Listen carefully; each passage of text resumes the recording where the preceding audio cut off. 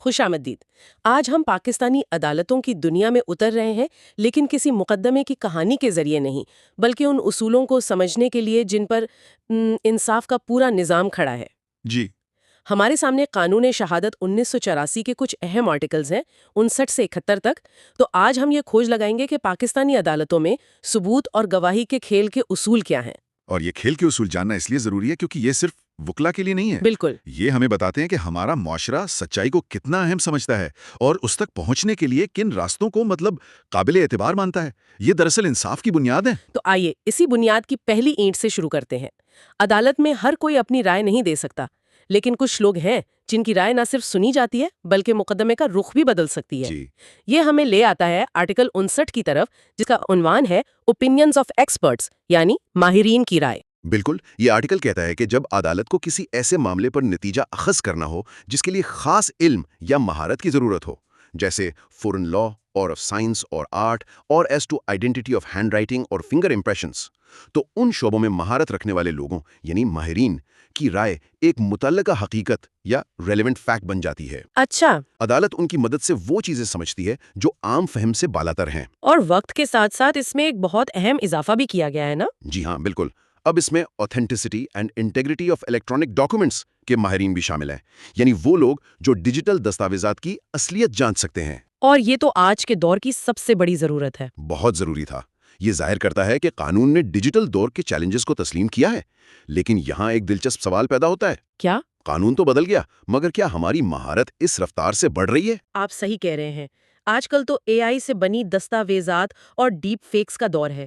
کیا ایک information system کا ماہر ہمیشہ ان کو پکڑ سکتا ہے؟ مجھے تو لگتا ہے کہ قانون یہاں ٹیکنالوجی سے ایک قدم پیچھے ہی چل رہا ہے۔ آپ کی بات میں وزن ہے۔ قانون راستہ تو فراہم کرتا ہے، لیکن اس راستے پر چلنے کے لیے جو تکنیکی صلاحیت چاہیے وہ ایک مسلسل چیلنج ہے۔ صحیح۔ قانون میں دی گئی مثالیں اس کو مزید واضح کرتی ہیں۔ مثلاً اگر سوال یہ ہے کہ کسی کی موت زہر سے ہوئی تو ایک کیمیکل ایگزامینر کی رائے کہ زہر کی علامات کیا ہوتی ہیں وہ متعلقہ ہے۔ ٹھیک ہے۔ اسی طرح اگر کسی شخص کے ذہنی توازن پر سوال ہو تو ایک ماہر نفسیات کی رائے کو سنا جائے گا۔ تو ماہر کی رائے تو ہو گئی، لیکن کیا اس رائے کو بس آنکھیں بند کر کے مان لیا جائے گا یا اسے پرکھنے کا بھی کوئی طریقہ ہے؟ بہت اچھا سوال ہے، اور اس کا جواب ہمیں ملتا ہے آرٹیکل 60 میں، جو کہتا ہے facts bearing upon opinions of experts. اچھا۔ اس کا مطلب ہے کہ وہ حقائق جو یا تو ماہر کی رائے کے تائید کریں یا اس سے متصادم ہوں وہ بھی متعلقہ ہیں۔ مثال کے طور پر اگر ایک ڈاکٹر کہتا ہے کہ موت زہر سے ہوئی اور استغاثہ یہ ثبوت لے آئے کہ اسی زہر کی بوتل ملزم کے گھر سے ملی تھی، تو یہ حقیقت ماہر کی رائے کو تقویت دے گی۔ اور اس کے برعکس؟ اس کے برعکس اگر یہ ثابت ہو کہ مرنے والے نے خود وہ زہر خریدا تھا، تو یہ حقیقت ماہر کی رائے کو ایک مختلف زاویہ دے سکتی ہے۔ یہ تو سمجھ میں آتا ہے، ماہرین اور ان کی رائے، لیکن کیا صرف ایک سرٹیفائیڈ ایکسپرٹ ہی رائے دے سکتا ہے؟ اگر میں اپنے دوست کی لکھائی پچھلے 20 سال سے دیکھ رہی ہوں تو کیا میری بات کی کوئی قانونی حیثیت نہیں؟ یہ ہمیں سیدھا آرٹیکل 61 کی طرف لے جاتا ہے، opinion as to hand writing when relevant. جی۔ اور قانون یہاں دائرہ بہت وسیع کر دیتا ہے۔ وہ کہتا ہے کہ لکھائی کی شناخت کے لیے صرف ماہر ہی نہیں بلکہ کوئی بھی ایسا شخص رائے دے سکتا ہے جو اس لکھائی سے واقف ہو، یعنی ایکوینٹڈ ود دی ہینڈ رائٹنگ۔ دست ہے۔ اس میں وہ شخص بھی شامل ہے جس نے اسے لکھتے دیکھا ہو یا وہ بھی جس کے ساتھ خط و خطابت ہوتی رہی ہو۔ بالکل، قانون میں دی گئی مثال تو کمال کی ہے، جو آج بھی اتنی ہی متعلقہ ہے۔ پشاور کا ایک تاجر لندن میں بیٹھے ایک تاجر کی لکھائی پر گواہی دے سکتا ہے، بھلے وہ کبھی ملے نہ ہوں۔ صرف اس لیے کہ ان کے درمیان کاروباری خط و خطابت ہوتی رہی ہے۔ سوچئے، یہ قانون 1994 میں لکھا گیا جب خط ہی رابطے کا بڑا ذریعہ تھے۔ اور آج کے دور میں تو یہ ای میلز، ڈیجیٹل دستخط اور یہاں تک کہ واٹس ایپ میسیجز پر بھی لاگو ہو سکتا ہے۔ بالکل، قانون کی روح وہی ہے، صرف ٹیکنالوجی بدل گئی ہے۔ اسی طرح آرٹیکل 62 اور 63 عمومی رواج اور خاندانی روایات پر بات کرتے ہیں، لیکن آرٹیکل 64 تو اور بھی دلچسپ ہے، opinion on relation ship when relevant, یعنی رشتوں کے بارے میں رائے۔ جی، یہ کہتا ہے کہ اگر کسی شخص کا طرز عمل، جسے قانون کہتا ہے ایکسپریسڈ بائی کنڈکٹ، کسی رشتے کے ہونے کا ثبوت دے تو یہ ایک متعلقہ حقیقت ہے۔ یعنی اگر خاندان، دوست اور محلے دار الف اور بے کو ہمیشہ میاں بیوی کی طرح سمجھتے اور برتاؤ کرتے تھے، تو ان کی یہ رائے ان کی شادی کے سوال پر ایک اہم ثبوت بن جاتی ہے۔ واہ، یہ تو قانون کو سماجی حقیقت کے بہت قریب لے آتا ہے۔ یعنی جو معاشرہ دیکھتا اور مانتا ہے قانون اسے نظر انداز نہیں کرتا۔ بالکل، لیکن قانون یہاں ایک حفاظتی دیوار بھی کھڑی کرتا ہے۔ وہ کیسے؟ وہ کہتا ہے کہ ایسی رائے طلاق یا 2 شادیوں کے فوجداری مقدمات میں شادی ثابت کرنے کے لیے کافی نہیں ہوگی، وہاں آپ کو نکاح نامہ جیسا ٹھوس ثبوت لانا پڑے گا۔ اچھا، تاکہ صرف سماجی تاثر کی بنیاد پر کسی پر سنگین قانونی نتائج نہ لاگو ہوں۔ درست۔ اور اس حصے کا اختتام آرٹیکل 65 پر ہوتا ہے، جو کہتا ہے کہ جب بھی کسی کی رائے متعلقہ ہو تو اس رائے کی وجوہات grounds on which such opinion is based بھی متعلقہ ہیں۔ یہ ایک طرح سے اپنا کام دکھاؤ یا show your work والا اصول ہے۔ بالکل، ماہر صرف یہ نہیں کہتا کہ میری یہ رائے ہے، بلکہ یہ بھی بتاتا ہے کہ میں اس نتیجے پر ان تجربات یا مشاہدات کی بنا پر پہنچا ہوں۔ اس سے شفافیت یقینی بنتی ہے۔ جی، اور عدالت کو رائے کی ساخت جانچنے کا موقع ملتا ہے۔ تو ہم نے یہ دیکھ لیا کہ عدالت میں کون اپنی رائے دے سکتا ہے، یعنی ماہرین اور واقفان۔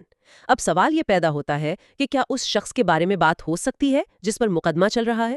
کیا اس کا کیریکٹر ثبوت کے طور پر پیش کیا جا سکتا ہے؟ یہ ایک بہت ہی نازک معاملہ ہے اور قانون اس پر گہری نظر رکھتا ہے۔ تو کیا کہتا ہے قانون؟ یہاں قانون ایک بہت واضح لکیر کھینچتا ہے دیوانی اور فوجداری مقدمات کے درمیان۔ آرٹیکل 66 کہتا ہے کہ دیوانی مقدمات میں In civil cases, the fact that the character of any person concerned is such as to render probable or improbable any conduct imputed to him is irrelevant. اس کا مطلب یہ ہوا کہ اگر 2 لوگوں کے درمیان پیسوں کا جھگڑا ہے تو ایک فریق یہ نہیں کہہ سکتا کہ یہ شخص تو ہے ہی بے ایمان، اس نے ضرور میرے پیسے مارے ہوں گے۔ بالکل یہی مطلب ہے۔ دیوانی مقدمات جو اکثر مالی یا جائیداد کے تنازعات ہوتے ہیں، ان میں قانون کہتا ہے کہ کسی شخص کا اچھا یا برا ہونا اس بات کا ثبوت نہیں کہ اس نے معاہدہ توڑا یا نہیں۔ اس سے فریقین کو غیر ضروری کردار کشی سے بچایا جاتا ہے۔ جی، اور توجہ صرف مقدمے کے ٹھوس حقائق پر مرکوز رہتی ہے۔ لیکن فوجداری مقدمات میں تو معاملہ مختلف ہوگا، جہاں کسی کی آزادی داؤ پر لگی ہو۔ جی، وہاں قانون اپنی سوچ بدل لیتا ہے۔ آرٹیکل 67 کہتا ہے ان criminal proceedings the fact that the accused is of a good character is relevant۔ یعنی ملزم کا اچھا کردار متعلقہ ہے۔ ہاں، قانون یہ گنجائش دیتا ہے کہ ایک شخص کا اچھا کردار اس بات کا اندیشہ دے سکتا ہے کہ شاید وہ اس قسم کا جرم کرنے والا نہیں ہے۔ یہ انصاف کے ترازو کو تھوڑا متوازن کرنے کی ایک کوشش ہے۔ ٹھیک ہے، تو ملزم اپنا اچھا کردار ثابت کر سکتا ہے، لیکن کیا استغاثہ یہ کہہ سکتا ہے کہ جناب یہ شخص تو عادی مجرم ہے، اس کا کردار ہی برا ہے، اسی نے جرم کیا ہوگا؟ یہ ایک بہت اہم سوال ہے اور اس کا جواب آرٹیکل 68 میں ہے، جو ملزم کو ایک بڑی ڈھال فراہم کرتا ہے۔ اس کا عنوان ہے previous bad character not relevant accept in reply. مطلب ملزم کا پچھلا برا کردار عام طور پر غیر متعلقہ ہے؟ جی، استغاثہ اپنی مرضی سے اس کا ذکر نہیں کر سکتا۔ لیکن اس میں یہ بھی لکھا ہے ایکسیپٹ ان ریپلائی، یعنی جواب میں۔ اس کا کیا مطلب ہوا؟ اس کا مطلب ہے کہ اگر ملزم خود کٹہرے میں آ کر اپنے اچھے کردار کا ڈھنڈورا پیٹے اور یہ ثابت کرنے کی کوشش کرے کہ وہ تو ایک فرشتہ صفت انسان ہے، تب استغاثہ کو موقع مل جاتا ہے۔ تب استغاثہ کو یہ حق مل جاتا ہے کہ وہ اس کے برے کردار کا ثبوت پیش کر کے اس کے دعوے کو جھوٹا ثابت کرے۔ اسے قانونی زبان میں ریبٹل کہتے ہیں۔ تو یہ ایک طرح سے ملزم کے ہاتھ میں ہے کہ اس کے کردار پر بحث ہوگی یا نہیں۔ زیادہ تر یہی ہے، لیکن اس کی 2 اہم مستثنیات ہیں۔ پہلی، اگر برا کردار خود ہی مقدمے کا مرکزی سوال ہو، یعنی اے فیکٹ اینڈ ایشو، اور دوسری جو بہت عام ہے وہ یہ کہ کسی جرم میں پچھلی سزا پریویس کنوکشن برے کردار کے ثبوت کے طور پر متعلقہ ہے۔ اور اس حصے میں ایک آخری بات آرٹیکل 69 میں ہرجانے یعنی ڈیمیجز کے بارے میں ہے۔ جی، یہ کہتا ہے کہ جن دیوانی مقدمات میں ہرجانے کی رقم طے کرتے وقت کسی شخص کا کردار اہمیت رکھتا ہو، وہاں اس کا ثبوت دیا جا سکتا ہے۔ اس کی کوئی مثال؟ اس کی بہترین مثال حتیٰ کہ عزت کا مقدمہ ہے۔ جس شخص کی ساکھ کو نقصان پہنچا، اس کی پہلے سے کتنی اچھی شہرت تھی، یہ بات ہرجانے کی رقم پر براہ راست اثر انداز ہوگی۔ تو ہم نے دیکھ لیا کہ رائے کون دے سکتا ہے اور کردار پر کب بات ہو سکتی ہے۔ آرٹیکل 65 کہتا ہے whenever the opinion of any living person is relevant, the grounds on which such opinion is based are also relevant۔ یعنی اگر کوئی ماہر اپنی رائے دے رہا ہے تو صرف اس کی بات کافی نہیں ہے، وہ وجوہات بھی اہم ہے جن کی بنا پر وہ اس نتیجے پر پہنچا۔ مثال کے طور پر ایک ڈاکٹر اپنی رائے کے ساتھ وہ تجربات بھی بتائے گا جو اس نے کیے تھے۔ دوسری چیز ہے کردار، اور یہ تھوڑا پیچیدہ ہے۔ دیوانی مقدمات میں آرٹیکل 66 کے مطابق اصول سیدھا ہے ان civil cases character to prove conduct imputed irrelevant، مطلب کسی کا کردار اس کے عمل کو ثابت کرنے کے لیے غیر متعلقہ ہے۔ لیکن فوجداری مقدمات میں کہانی بالکل مختلف ہے۔ یہاں آرٹیکل 67 کہتا ہے کہ ملزم کا اچھا کردار ہمیشہ متعلقہ ہوتا ہے۔ In criminal proceedings, the fact that the person accused is of a good character is relevant. مگر ایک ٹویسٹ ہے۔ آرٹیکل 68 کہتا ہے previous bad character not relevant except in reply، یعنی استغاثہ ملزم کے برے کردار کا ذکر تب تک نہیں کر سکتا جب تک وہ خود اپنے اچھے کردار کی شہادت پیش نہ کرے۔ اگر وہ ایسا کرے تو پھر اس کا برا کردار بھی متعلقہ ہو جاتا ہے۔ اور آخر میں ایک ایسی صورتحال ہے جہاں دیوانی مقدمات میں بھی کردار اہم ہو جاتا ہے۔ یہ ہے ہرجانے یعنی ڈیمیجز کا معاملہ۔